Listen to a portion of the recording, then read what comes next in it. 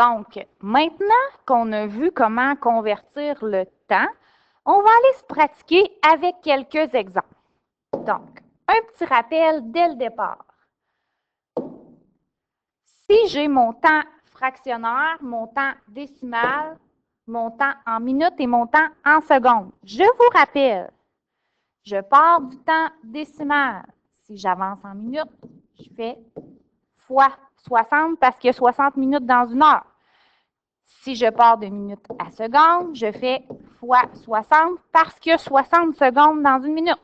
Donc, lorsqu'on parle de travailler avec le système horaire, on est en base 60.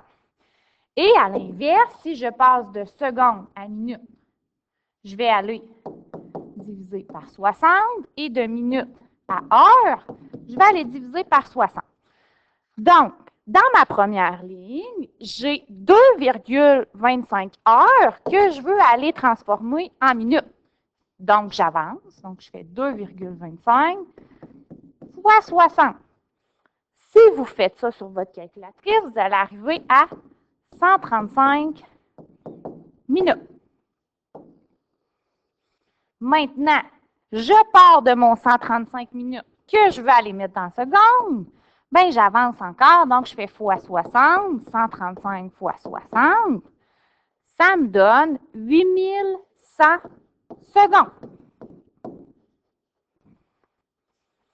Et ce qu'il me reste à faire, il me reste à aller transformer mon temps décimal en nombre fractionnaire.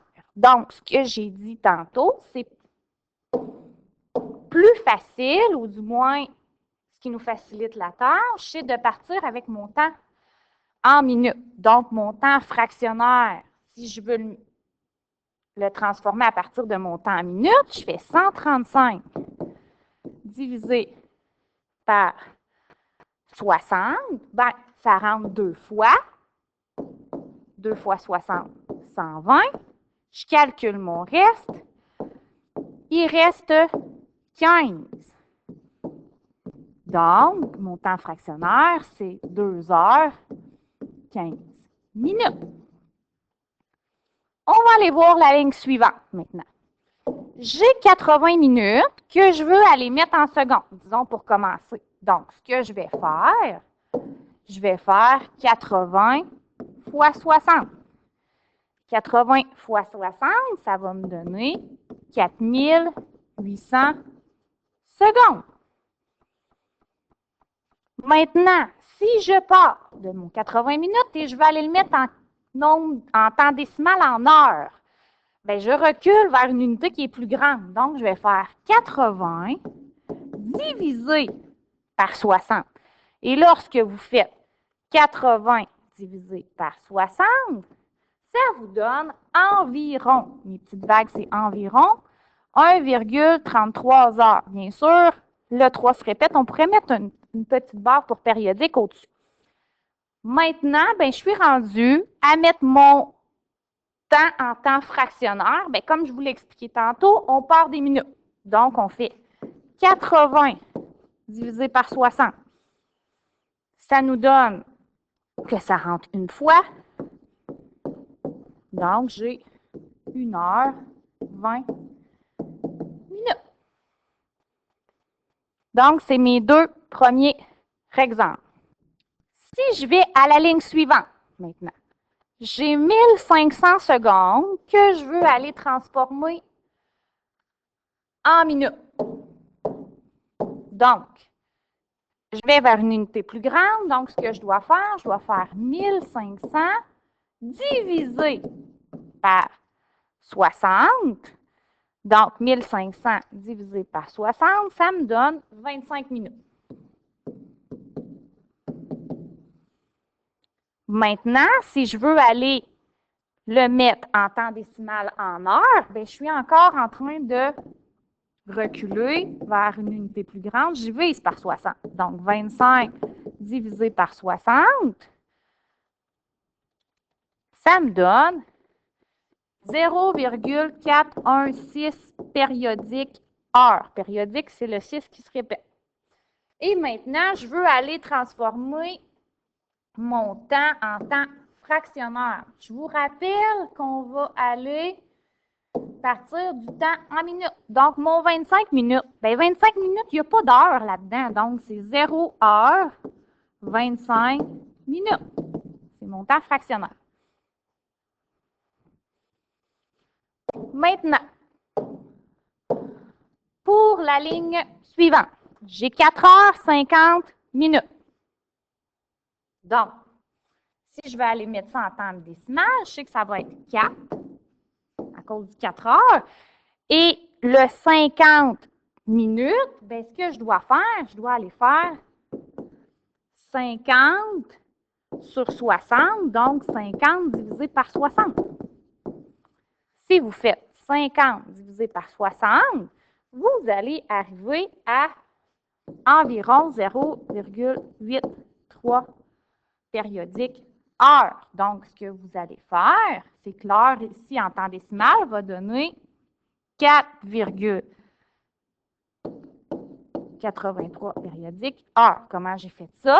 Bien, j'ai pris mon 4 heures plus mon nombre décimal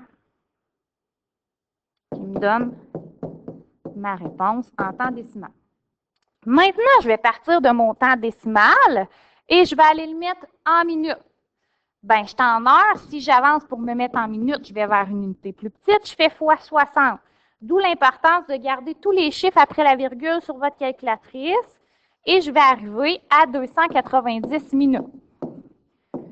Maintenant, je vais partir de mes minutes, les mettre en secondes. Je vais faire encore fois 60.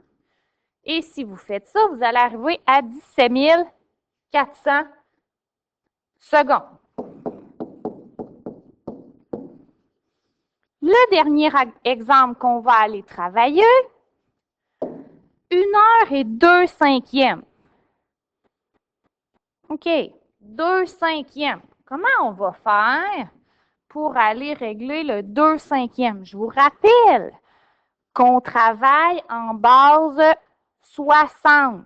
Donc, si je vais aller mettre ça en temps fractionnaire, c'est 2 cinquièmes de 60. Donc, le 2 veut dire fois, le 60 est sur 1. 2 fois 60, 120. 5 fois 1, 5. Et 120 sur 5, c'est l'équivalent de faire 120 divisé par 5. 120 divisé par 5, ça me donne 24 minutes. Donc, ici, quand je vais aller inscrire en temps fractionnaire, j'avais 1 heure auquel j'ajoute 24 minutes. Maintenant, est-ce que je suis capable d'aller placer mon temps en minutes? Ben oui, je peux partir d'1 heure 24 minutes. 1 heure 24 minutes. 1 heure, c'est 60 minutes. Plus 24, ça va me donner 84 minutes. Et maintenant, je veux transformer mon 84 minutes en secondes. Bien, il y a 60 secondes dans une minute, donc je fais fois 60. Donc, je vais aller faire 84 fois 60. Si vous faites 84 fois 60, vous allez obtenir 5040 secondes. Donc, c'était mes exemples pour se pratiquer à convertir du temps. Si je continue, il y a du vocabulaire que vous devez connaître absolument pour être capable de résoudre vos problèmes mathématiques. Vocabulaire à connaître.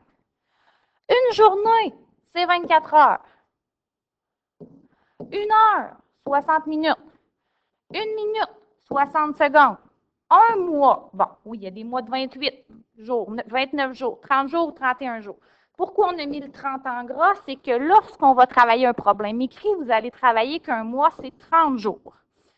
Il y a 52 semaines dans une année ou encore 365 jours. Là, on se donne un chiffre comme un nombre, pardon, de base. On sait que Le nombre de jours, dépendamment si on est une année bissextile ou pas, peut changer, mais on a décidé qu'on prenait 365 jours.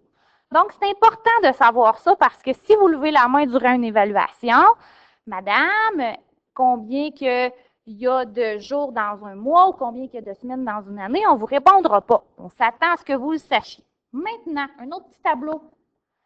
Qu'est-ce que ça veut dire horaire? Horaire, ça ressemble au mot heure, par heure. Quotidien, c'est par jour. Hebdomadaire, par semaine. Mensuel, par mois. Annuel, par année. Donc, on s'attend aussi que vous sachiez ce vocabulaire-là très important. Donc, c'était des exemples de pratiques pour convertir du temps. Merci.